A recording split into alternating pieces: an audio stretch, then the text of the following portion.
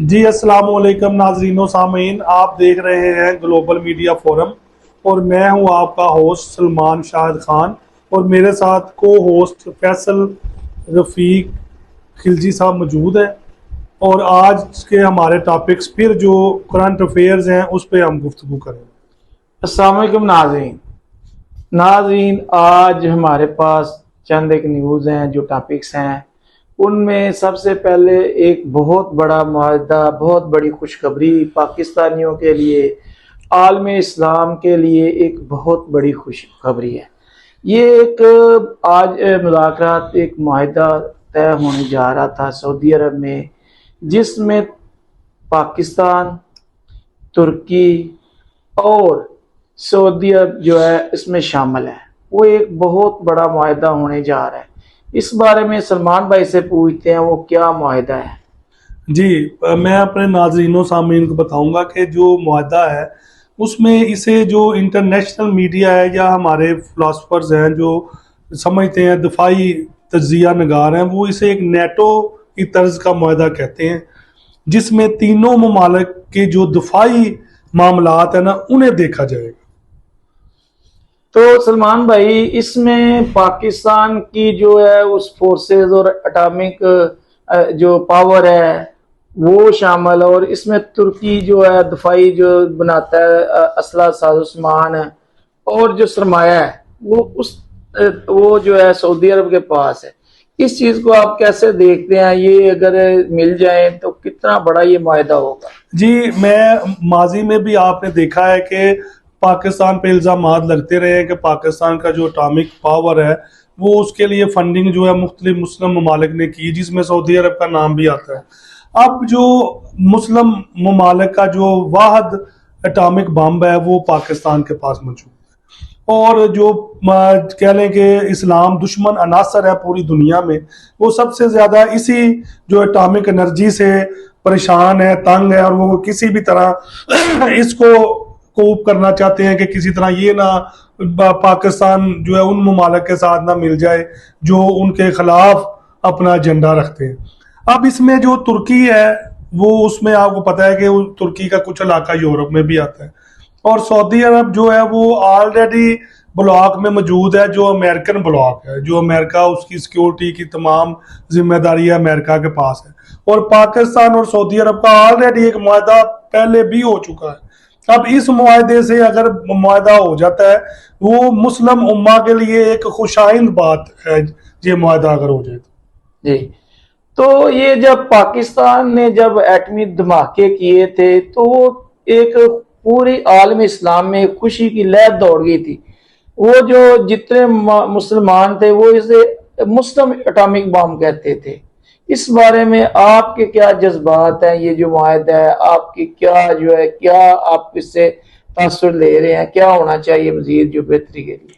اس میں اگر ایک واقعہ آپ اجازت دیں سنانے کا تو میں وہ سناتا ہوں کہ پاکستان کی جو اٹامک پاور ہے نا وہ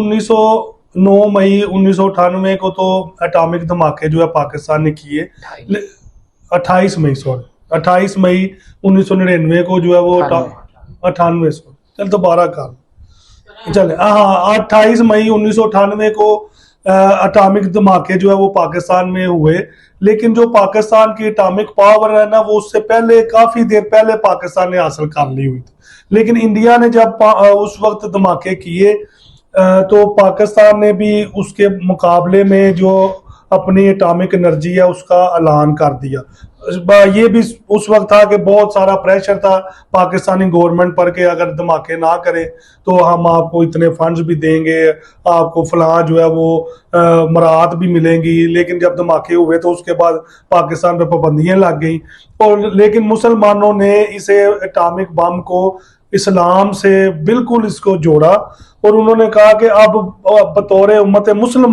مسلمانوں کا جو دفاع ہے وہ ناقابل تسخیر ہو چکا ہے۔ لیکن اس کے بعد جو معاملات چلے مسلمان ممالک کے ساتھ جو ہوا وہ ایک اپنی داستان ہے، لیکن اس کا جو واقعہ ہے وہ یہ ہے کہ ایک کرکٹ میچ میں ہمارے اس وقت کے صدر تھے ضیاء الحق صاحب، وہ انڈیا گئے، اس وقت بھی فوجیں بارڈر پر تھی،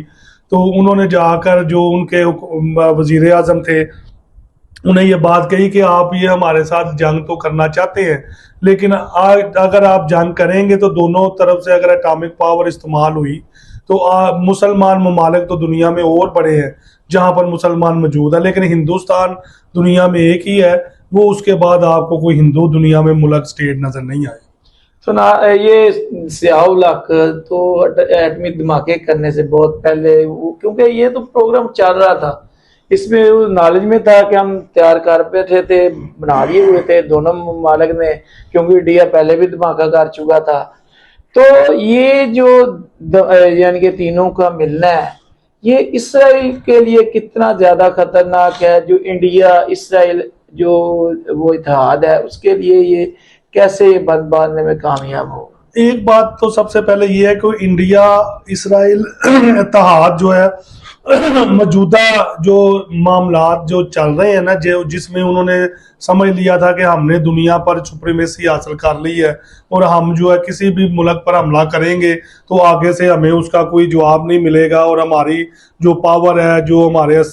کہہ لیں کہ اٹامک اثاثے ہیں یا دوسری جو دفاعی ہمارا بجٹ ہے، دفاعی ہمارے پاس ساز و سامان ہے، وہ دنیا میں دوسرے ممالک اسپیشلی چلے نام لے دیتے ہیں اس میں پاکستان ہے یا ایران ہے، ان سے بہتر ہے۔ لیکن جب انہوں نے پاکستان پر انڈیا نے حملہ کرنے کی کوشش کی، انہوں نے جسارت کی اور اپنے رات کے اندھیرے میں ہمارے سول جو انسٹالیشنز تھی اس پر میزائل داغ دیے، جو ان کی کہہ لیں کہ بہت ہی وہ ایسی حرکت تھی جو بزدلانہ حرکت تھی کہ اس میں بچے اور عورتیں شہید ہوئی۔ اس کے بعد جب ہمارا جواب انہیں ملا تو پاکستان کا انہیں پتہ لگ گیا کہ یہ معاملات ہیں۔ اسی طرح اسرائیل کو جب انہوں نے ایران پر حملہ کیا تو انہیں یہ لگتا تھا کہ ہم انہیں جو ہے فتح کر لیں گے، لیکن اس کے بعد جو ہے جو معاملات بنے وہ سب کے سامنے ہے۔ اب انہیں ناکو چنے چبوانے کے بعد ایران نے پھر یہ کہا ہے کہ ہم جنگ کے لیے تیار ہیں، اگر ہمیں 2 سال بھی جنگ کرنی پڑی تو ہم کریں گے۔ تو سلمان بھائی، دیگر اسلامی ممالک جو اس معاہدے کو دیکھ رہے ہیں، ان میں عمان شامل ہے، اس میں کویت شامل ہے، اس میں دیگر ممالک شامل، وہ سب بھی اس طرح کا جو معاہدہ ہے وہ پاکستان کے ساتھ کرنا چاہتے ہیں۔ اب یہ 3 ممالک جو ہیں ایک فورس بنا رہے ہیں، ایک معاہدہ کر رہے ہیں، اس میں کیا دیگر ممالک کو بھی شامل کیا جائے گا؟ جی، میں اس میں یہ کہنا چاہوں گا کہ جو معاملات ہے نا کہ اسلامک ممالک کا اتحاد، آپ کو شاید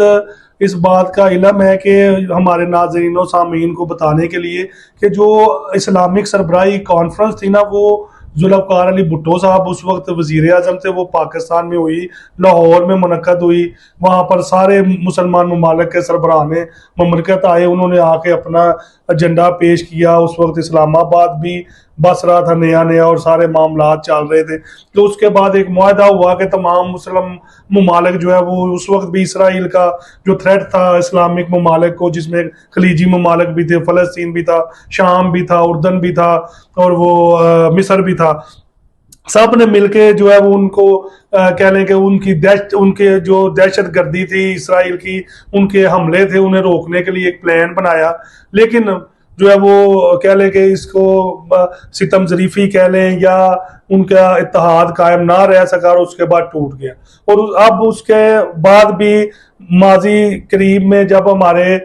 چیف آف آرمی سٹاف جو ہے باجوہ صاحب تھے، انہوں نے بھی کوشش کی، مسلمان ممالک اکٹھے بھی ہوئے، انہوں نے ایک فورس بھی بنائی اپنی، جس کے لیے فنڈز بھی تمام مسلم ممالک نے دینے تھے۔ اب اسی طرح یہ اتحاد ہے، اگر بن جائے گا تو ایک اتحاد ہوتا ہے جو صرف کاغذ کی حد تک معاہدہ ہوتا ہے، ایک وہ معاہدہ ہوتا ہے جو آن گراؤنڈ نظر آتا ہے کہ جو ہے سر دھاڑ کی بازی لگا کے، کیونکہ تمام مسلم ممالک کو جس میں پاکستان، سعودی عرب اور ترکی سب سے زیادہ اہمیت کے حامل ہے اس وقت، ان کی جو سیکیورٹی جو ہے وہ سب سے زیادہ سٹیک پر ہے۔ کیونکہ آپ کو پتہ ہے سعودی عرب میں تو ہمارے تمام جو کہہ لیں کہ